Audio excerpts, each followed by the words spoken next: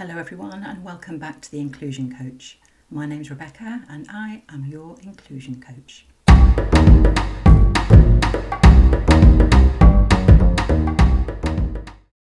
Today we are talking about splaining.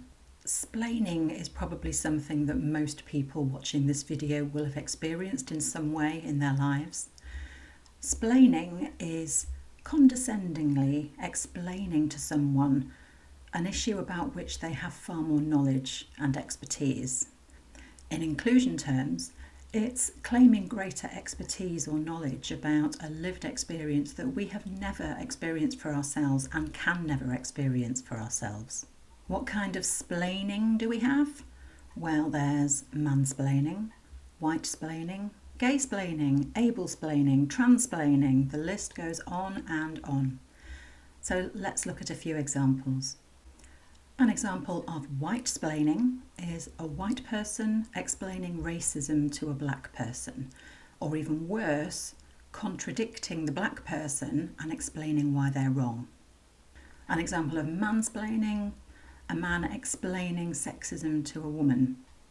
My personal favourite on this one was a man dismissively saying, "Oh, that'll pass," when I was talking about how tormenting the hot flushes that I was experiencing were as part of perimenopause.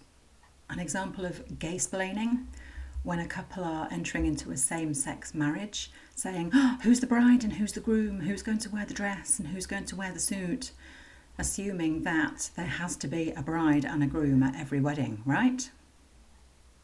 An example of trans-splaining, trying to explain the difference between sex and gender to a trans person.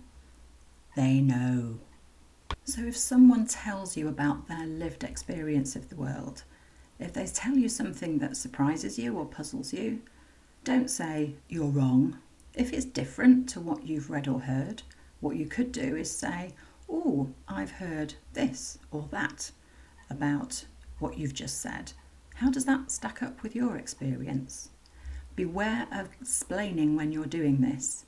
If you're explaining what you've read or heard about, and then you find yourself using the word because, you might be about to splain. It's really hard to know when we are splaining. We need people to tell us. So your challenge this week is to ask the people around you if you are a splainer, and if so, in what way. And people might well say to you, "Well, yeah, you do that a bit," but they can't think of an example on the spot. Ask them to interrupt you next time they hear you splaining, either with a word, "You're splaining again," or just a discreet gesture. Good luck with understanding your own splaining tendencies this week. I will see you next time and thank you for watching.